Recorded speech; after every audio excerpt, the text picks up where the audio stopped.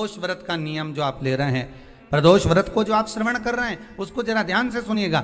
सबसे पहले स्नान ब्रह्म मुहूर्त का, सुबह का, उसके बाद में फिर आसन पर बैठकर भगवान की भक्ति को धारण करना, शंकर का अनुमोदन करना, शिव भक्ति में डूबे रहना, शंकर का स्मरण करना, शंकर के नाम का स्मरण करते रहना।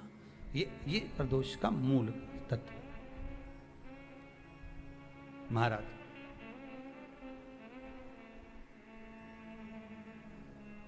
प्रदोष व्रत करने वाले को भोजन नहीं करना चाहिए, ध्यान दीजिएगा। फलाहार करो, उसमें भी नमक का सेवन मत करो। प्रदोष व्रत में नमक का सेवन वर्जित होता है। कारण क्या कारण होता है? उसका एक कारण माना गया है नमक की वर्जितता। जिस समय पर एक नगर में एक ब्राह्मणी रहती थी, बहुत भाव से सुनिएगा, प्रदोष व्रत नमक को त्यागने का भाव।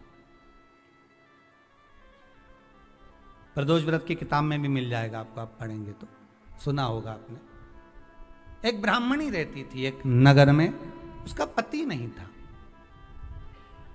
छोटा सा बालक एक साथ में रहता, छोटा सा बालक। अब ब्राह्मण के घर की धर्म पत्नी है,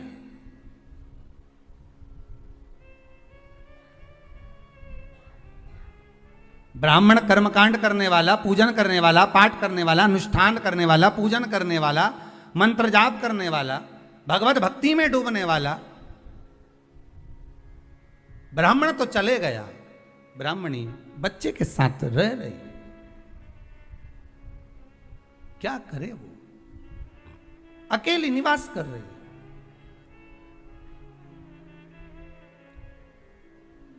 अकेली रह रही है।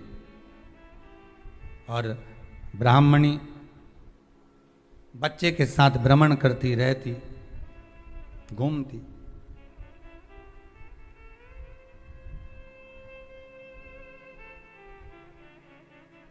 कहीं कहीं दर दर जाकर कुछ भिक्षा को मांग कर लेकर आ जाती, और भिक्षा लाने के बाद में उस भिक्षा को जब लेकर आती तो अपने बच्चे को भी खिलाती और स्वयं भी उसका पान करती।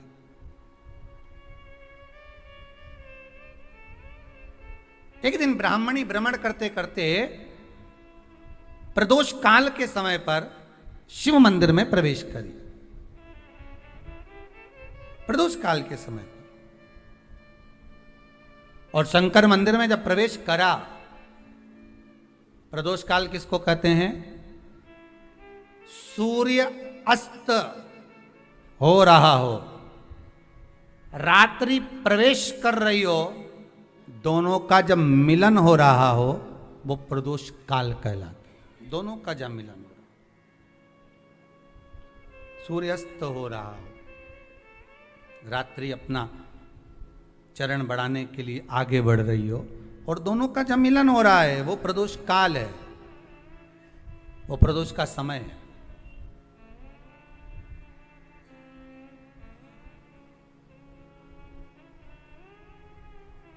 ब्राह्मणी मंदिर में प्रवेश कर रही। जब ब्राह्मणी मंदिर में प्रवेश करी, मंदिर के अंदर पहुंची, प्रदोष काल का समय था, प्रदोष का समय चल रहा था। और प्रदोष काल के उस समय में, प्रदोष काल के उस समय में जब ब्राह्मणी ने देखा कि कोई भगवान की भक्ति में लगा हुआ है, भगवान के रस तत्व में डूबा हुआ है। आज ब्राह्मणी के पास में कुछ पदार्थ नहीं है, अपने बच्चे का पेट भरने के लिए कोई सामग्री नहीं है, और कुछ आस लेके वो प्रवेश करी है, कुछ आस लेकर वो अंदर प्रवेश कर जाती है।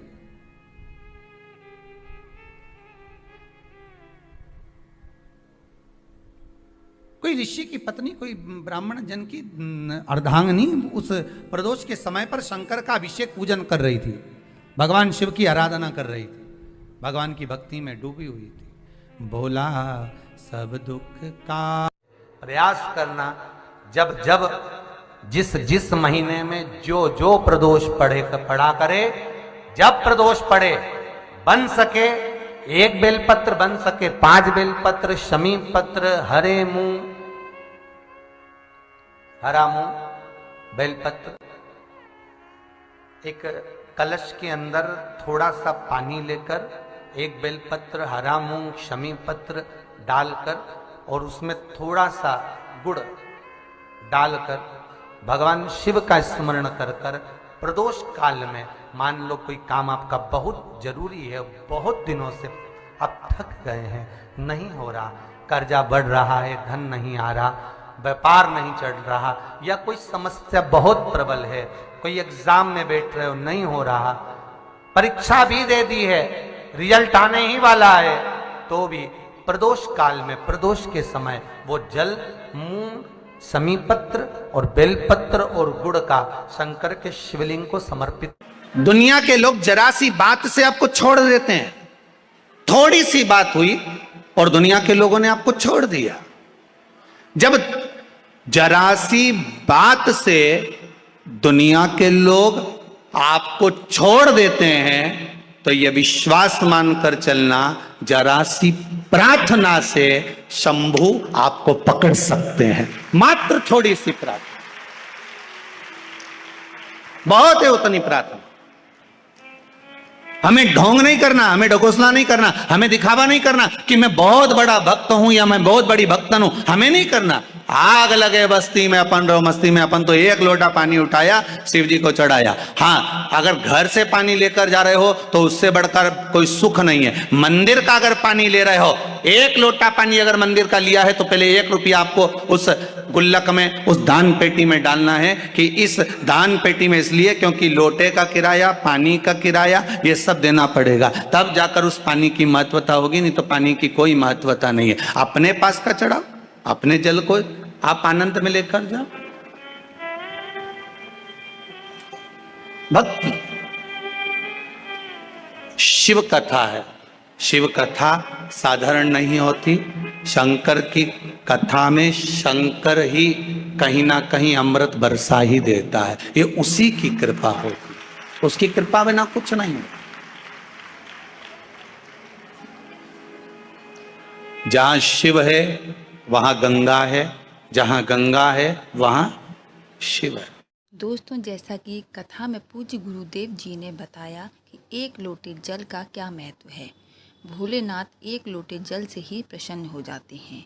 प्रदोष काल के समय आपको केवल 1 लोटा जल, उसमें खड़ा मूंग, शमी पत्र और गुड़ डालकर अपनी जो भी मन की व्यवधा है या परेशानी है, चिंता है, वो भोले बाबा के सम्मुख जाकर जल चढ़ाते हुए उन्हें बतानी है। दोस्तों, 100% वो समस्या आपकी धीरे धीरे दूर होने लगेगी। केवल आपको यह कार्य प्रदोष काल के समय करना है। दोस्तों, वीडियो यहीं तक का था।